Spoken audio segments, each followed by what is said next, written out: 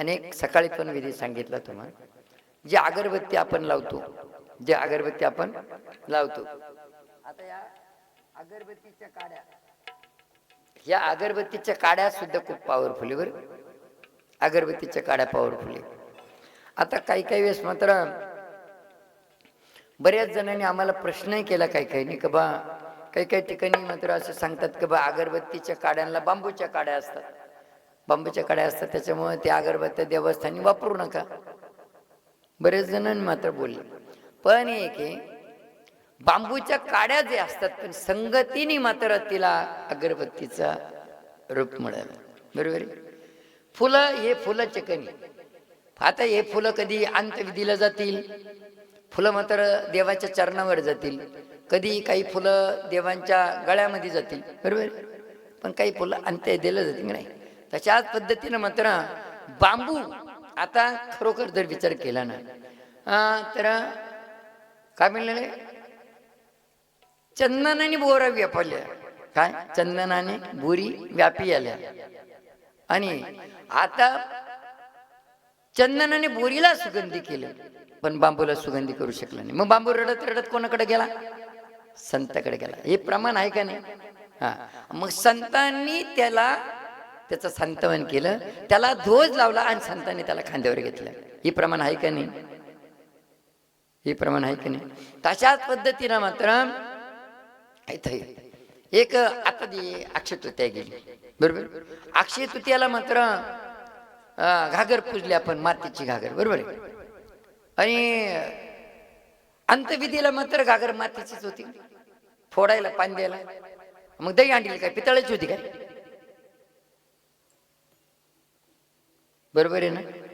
मग बांबू जर मात्र जर अंतविधीला आहे, तोच बांबू झेंड्याला आहे, आणि त्याच बांबूच्या काड्या जर अगरबत्तीला असेल, बरोबर. पाणी एकच आहे, पण मिरचीला गेलं ते तिखट झालं, ऊसाला गेलं ते गोड झालं, बरोबर आहे का नाही. आणि समुद्रामध्ये शिंपल्यात गेलो त्याचा मोती झाला, तो पाणी एकच. म्हणून मात्र ही अगरबत्तीची काडी जी आहे ना, हिचा आदर करत जा. मानव धर्म असा आहे की उपकाराची जाणीव ठेवणं हा मानवाचा धर्म आहे. तुम्ही ह्या अगरबत्तीच्या काड्या काढून फेकून देत असाल ना, तुम्हाला हे विधीसाठी उपयोगी पडणार नाही. पण तुम्ही जर काढून पाण्यात विसर्जन करत असाल तर तुम्हाला अर्ध्या रात्री ह्या काड्या उपयोगी पडतील. मग काय उपयोगी पडतील? तुम्हाला श्वासोश्वासाचे त्रास आहे, करोनासारखी महारोग आली तर त्या ठिकाणी करोना आला पण श्वासोश्वासाच्याच आजाराला धरून आला का नाही, एक तर गळा पकडायचा, नाहीतर मग श्वासोश्वासाची क्रिया अशा पद्धतीने बिघडून जायची. ते असं काही जर झालं तर या अगरबत्तीच्या काड्याचं फक्त वास घ्या. काय अनुभव येतो पहा. नाकामध्ये पुळी झाली, माळी पुळी झाली, श्वासोश्वास घ्यायला त्रास व्हायला लागला ना, तरी परंतु ह्या काड्यांचा वास घेतला तरी ती तुमची बिमारी जाते. म्हणून मात्र अशा पद्धतीने आदर करा. म्हणून अशा पद्धतीनं काय सांगितलं, आता तोंडाचे आजार, तोंडामध्ये पुळ्या बिळ्या होतात. आता पुळ्या होण्याचं कारण तोंड आलं म्हणतो आपण त्याला, तोंड आलं. आता तोंड आलं त्याच्याकरता कशामुळे येतं हे तोंड? सूर्यनारायण, पूर्व दिशा सूर्यनारायण, पश्चिम दिशा चंद्रदेव. सूर्यनारायण का पाहून थुकलं, सूर्यनारायण का पाहून थुकलं, चंद्रदेव का पश्चिम दिशे का पाहून थुकलं. आम्ही 2 दिवसापूर्वी सांगितलं ना, लॅट्रिंगला लघवीला बसताना चुकून सुद्धा पूर्वेकडे पश्चिमेकडे तोंड करून बसायचं नाही. मग सूर्यनारायण का चंद्रदेवाकडे पाहून थुकले, पाण्याकडे पाहून थुकले, गोमातेकडे पाहून थुकले, आपल्या आई वडिलांकडे पाहून थुकले, तर तुमचे तोंडातले आजार होणार तुम्हाला. आणि ही अग्नी दिशा आहे, या अग्नी दिशेकडे पाहून थुकले आणि 20कडे, कधी कधी थंडीच्या दिवसामध्ये तुम्ही शेकते ना, तिडच थुकते, शेकते तिडच थुकते, आणि त्याच्या थुकाचे शितुडे मात्र विस्तावर उडते.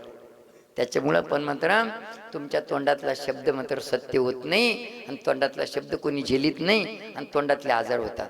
म्हणून असं जर म्हणलं त्याला सफेद कात मिळतो. आता आपल्या स्टॉलवरती नाही, आपल्या स्टॉलवरती पण राहत असतो, सफेद कात मिळतो. तो कात विधी करून दिला, जांबाचे पेरूचे पानं असतात, ते पेरूचे पानं घेऊन त्याच्यावरती थोडंसं काठ ठेवून ते मात्र चावून चावून खायचं, थुकायचं नाही, पानासारखं चावून चावून खायचं. असं 20-21 दिवस मात्र तुम्ही असं केलं तर भविष्यात कधी तोंडी येत नाही. आम्ही फक्त विधी करून देतो, म्हणजे त्या देवी देवतेची माफी मागतो, लेकरू म्हणून सांभाळून घे. आणि तुम्ही पुन्हा तोच कार्यक्रम करत राहिले म्हणजे मग प्रसाद विधी लागू होणार. तुम्ही म्हणाल मग बाबा तुम्ही प्रसाद दिला तरी लागू झाला नाही. म्हणून मात्र त्याच्याकरता आपण अशा पद्धतीचे नियम पाळा या तोंडासाठी.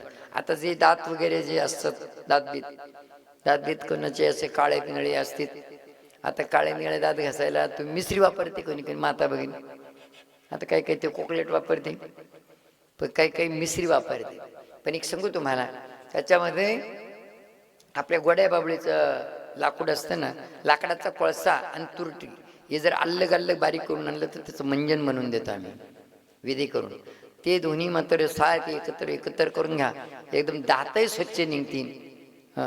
तव्याचा जाय बुरसा तो सहजच होई आरसा, दातही स्वच्छ निघतील आणि हिरड्या बिरड्या पण सुजणार नाही, धाड पण कधी दुखणार नाही, अशा पद्धतीनं मात्र. म्हणून मात्र आता आपल्याला हातपाय दुखत असेल तर हातपायासाठी मात्र सांगितलं का सूर्यानं देव मावळाच्या टायमाला सांधे दुखते. आता इथं पोट साफायासाठी पण येते. तर सूर्यदेव मावळाच्या टायमाला असं तांब्या हातात धरून सूर्यनारायणाला आराध्य द्यायचं. सफेद फुल मात्र टाकायचं, ते रोईचं असलं तरी चालेल.